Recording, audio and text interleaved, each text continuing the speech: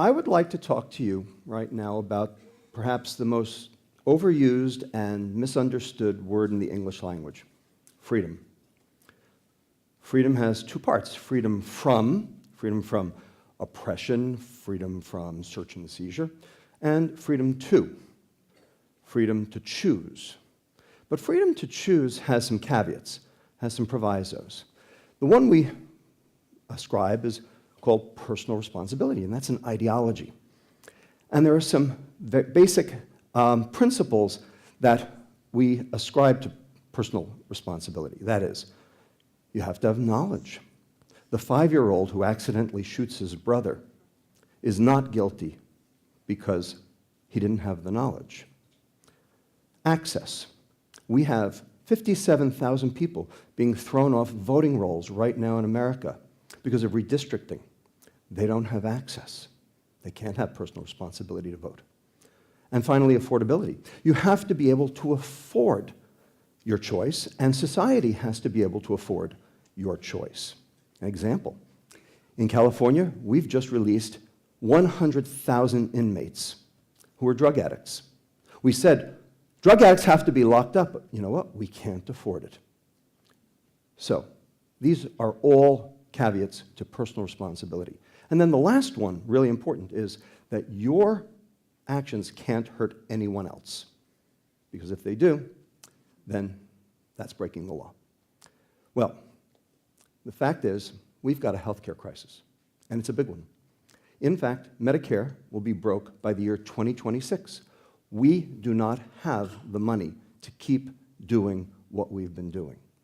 And this healthcare crisis is not due to physician reimbursements. It is not due to hospital charges. It is not due to infrastructure or administration. This healthcare crisis is due to chronic metabolic disease.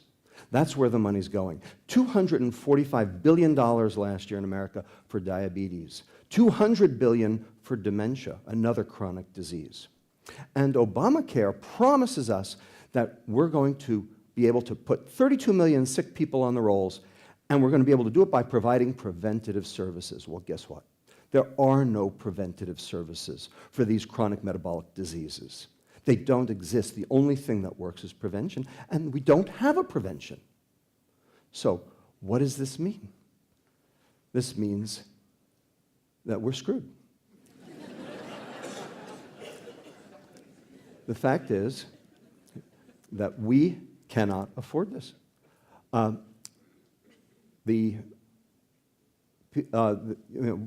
Where is this coming from? Well, it's coming from this thing called the obesity epidemic, right?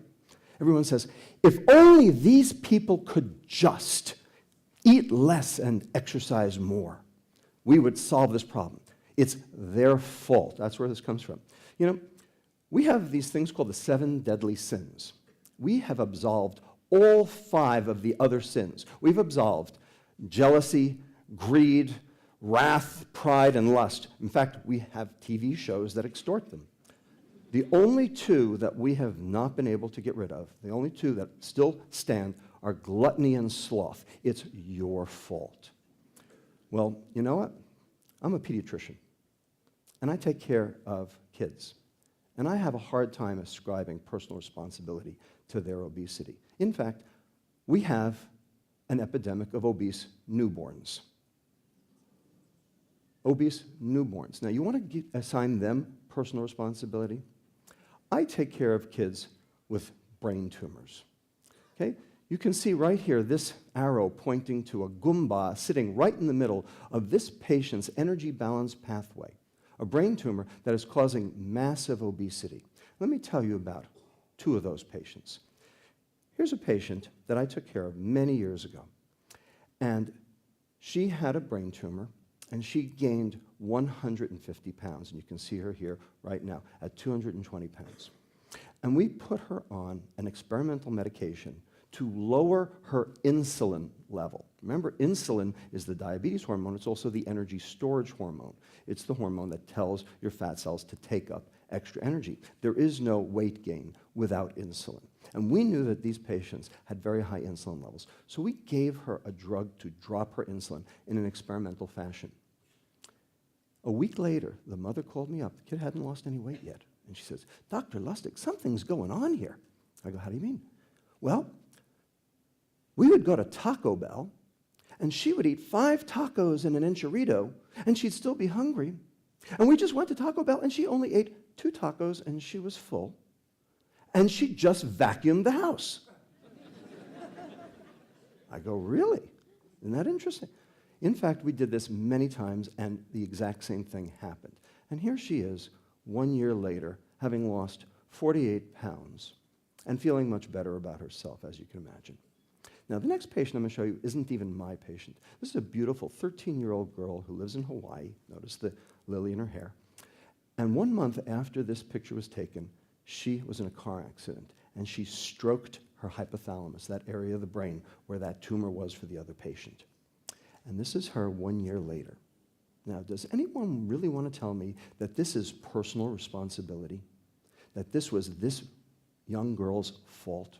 Well, I was giving grand rounds at Kaiser Honolulu, and they said maybe we should put this girl on this same drug, and there I am with her. And her mother said, yes, let's go ahead and try. And here she is 1.5 years later at her high school graduation. Now, does anybody really want to make the argument that this is this kid's fault? I have a hard time with that. In fact, what we learned from these experiments is that the behavior is secondary to the biochemistry.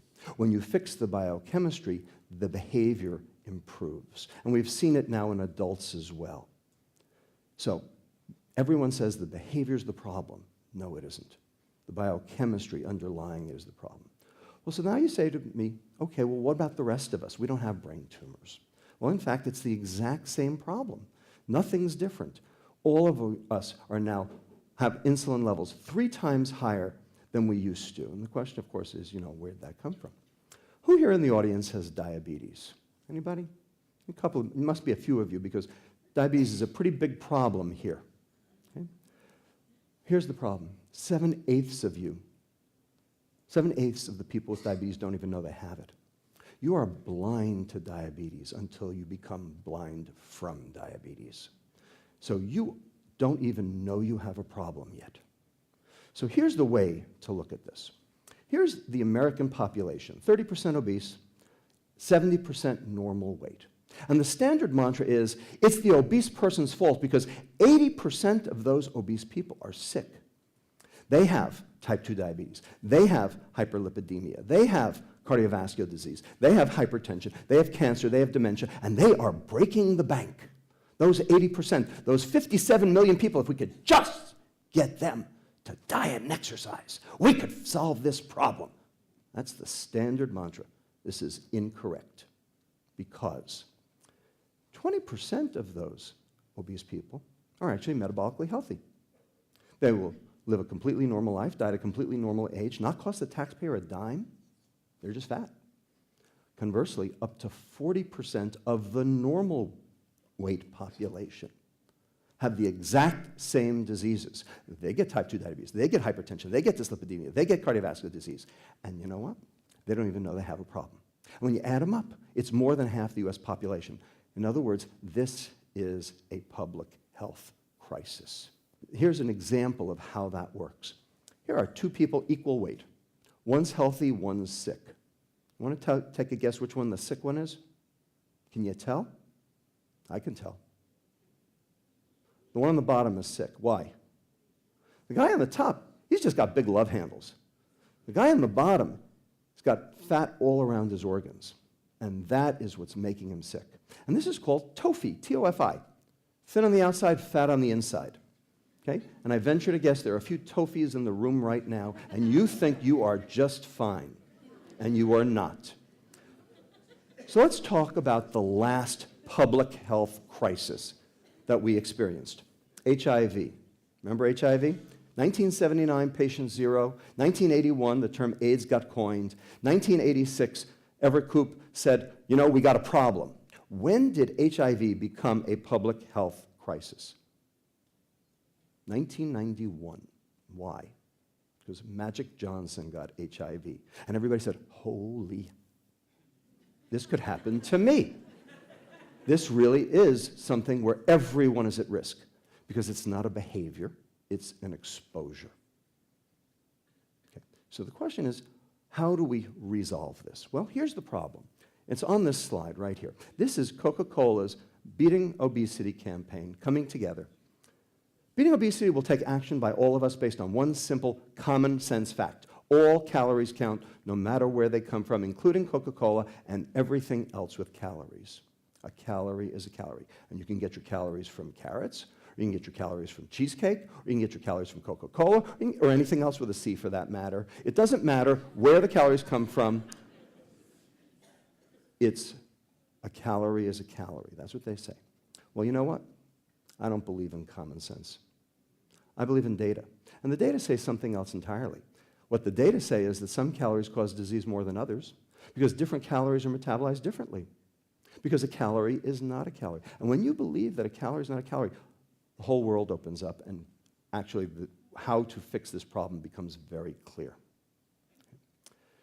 This is because of our new diet. It is 40 years old now. It is called the Western diet. It is called the industrial global diet. And it is basically the processed food diet. And every one of you is eating it all the time, whether you like it or not. And there are 8 things wrong, not one, but 8 things wrong with processed food. And here they are. 3 things too little, 5 things too much. Not enough fiber, not enough omega-3 fatty acids, which you get from wild fish, not farmed fish, not enough micronutrients, all the vitamins and minerals. In addition, too much trans fats, but we know that, and they're coming down. Branched-chain amino acids, they're amino acids you get in corn-fed beef, chicken, and fish. Omega-6 fatty acids in seed oils, alcohol, and then finally the big kahuna, the one that blows all the other 7 out of the water, sugar. Sugar, okay? And we're going to talk about that for the rest of the time. Does sugar cause diabetes? Well, everyone says, well, yeah, but it's because of the calories. Sugar are empty calories. That's the mantra. It is not. This is absolutely not true. Sugar are toxic calories.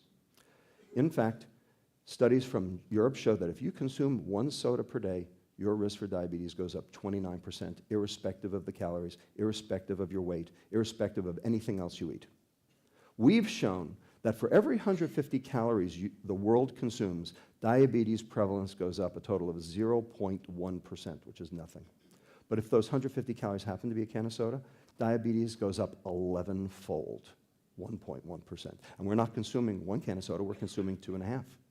So 29% of all the diabetes in the world is due to sugar and sugar alone. This study actually satisfies both the scientific and legal criteria for proximate cause. You have to be able to show that something causes something else before you can do something about it. Well, we've proven it. We've shown it. It's shown here as well, same thing.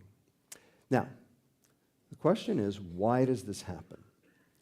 Number one, sugar causes liver fat accumulation. All that fat around the organs that I just showed you, that's from sugar. That's what that did. And that's not love handle fat, that's inside you. Number 2, sugar's addictive. Weakly so, but it's everywhere. It's like alcohol. And about 20% of people are addicted to alcohol, probably about the same for sugar. So you can't stop. So this slide over here shows the prevalence of diabetes worldwide as we speak right now. Who's worst? Saudi Arabia, Kuwait, UAE, Qatar, and Malaysia. The worst. Why them? No alcohol.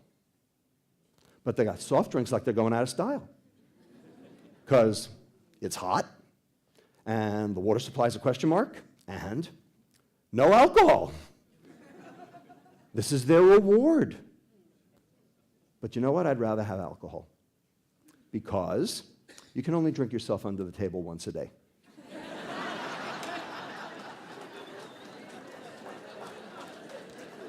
But for soft drinks, all day, all night, sugar in the morning, sugar in the evening, sugar at supper time. And that's what we're seeing. So, we've been overdosed. The American Heart Association says we should be consuming 6 to 9 teaspoons of sugar per day. We are up to 22. And 80% of foods that are available in the American grocery store today are spiked with added sugar. And that's for the food industry's purposes, not for yours. So, no access. You don't have access because it doesn't exist. Real food is hard to find. Number two, how about that there are 56 names for sugar, so you don't even know what you're consuming, and here they are. No knowledge. And how about this? Everybody knows what a nutrition facts label is. There's a number over there in the purple. Okay, it's called the dietary value. Notice there's none for sugar, and that's on purpose because they don't want you to know how much is too much. So, no knowledge. How about the National School Lunch Program? 6 cents extra. 6 cents Michelle Obama got out of Congress. That's not even enough for 2 grapes. And if you are eating school breakfast, you're getting Fruit Loops and a glass of orange juice. That's 11 teaspoons of sugar. You're already over your limit. You want to know why we have a problem? This is why we have a problem. So everyone says, education, educate the public, educate the populace, tell them what's going on, except for one thing, education hasn't worked for any other substance of abuse. Did Nancy Reagan's just say no work? Really? And you know what? I can prove that it doesn't work because here is the stock prices against the S&P 500 for McDonald's, Coke, and Pepsi. And look at what happened at the economic downturn of 2008. They did very well, thank you. In fact, if you want to make money, invest in a food company. So, where does that leave us? It leaves us with this question of freedom and personal responsibility. What does personal responsibility really mean? Well, if the information is kept secret and you don't have the knowledge, if your access is limited because you can't even find it, and if society can't afford it and we can't even give our kids something healthy to eat, is it really personal responsibility? And lastly, if your decision to drink a soda lands you in the emergency room and costs me dollars, and if your decision to be fat and sick costs your employer $2,750 per employee, whether you're obese or not, you know what that is? That's not called freedom, that's called anarchy. That's what we've got.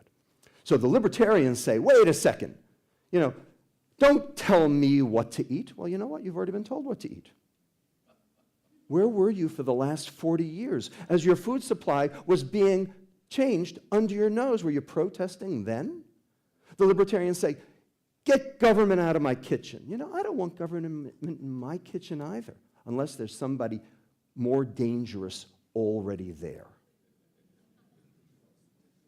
Okay? So the real question is, who the hell do you want in your kitchen? The government, who will take your freedom and your wallet, or the food industry, who's already taken your freedom, your wallet, and your health? That's your only choice. Now, having said all this, the food industry is composed of a lot of people. And you know what? They really want to do the right thing. They do. Individually, they would actually like to do the right thing. And I've met with these people. And they are actually very nice people. But they work for a food company. And contrary to what the Supreme Court says, corporations are not people. Because corporations have a fiduciary responsibility to their stockholders, and people don't. Corporations have 3-month profit cycles and Wall Street earning reports, and they have to make those reports. So I've met with the food industry, and I will tell you about one story, which will remain nameless, and they told me very straight out, 10 scientists, 10 corporate executives, and they said, we can change. We've changed before. We had to change back in the 80s when we went low fat, with 2 provisos. We won't go it alone, and we can't lose money. Those are 2 non-starters today. So what does that mean? That means that they have to be told what to do, and they have to do it all at the same time so that there's no competitive disadvantage. What does that mean? That means government. But governments is complicit and complacent. They're getting paid off. Over half of Congress takes money from the food industry, and 6% of our exports are food. What do you think would happen if all of a sudden we told the entire world, you know, all that sugar we put in the food really isn't so good for you? You know, what happened when that one downer cow went from Canada to Washington State? That was the end of meat sales to Britain and South Korea for 2 years. So, they're on the other side. They're on the other side. But we've got a crisis because we will not have health care. So, here is a report that just came out from an investment bank, an international investment bank, Credit Suisse, called Sugar Consumption at a Crossroads. And this is a direct quote from this tome. We believe higher taxation on sugary food and drinks would be the best option to reduce intake and fund the healthcare costs associated with diabetes and obesity. An investment bank is calling for taxation. That's how big and bad this problem has gotten. So, I believe food should confer wellness, not illness. And it used to. But you know what? This is a public health crisis. And you cannot solve public health crises one person at a time. Here is a list of diseases that were all personal responsibility issues, except for the sheer gravity of each of them became a public health crisis. Why don't we add sugar to the list? Personal responsibility is an ideology. It's the elephant in the kitchen, and we can't afford it. What we need is a policy based in biology, and it's got a name. It's called real food. And the only way we can solve this is by kicking that elephant out of the kitchen. Thank you.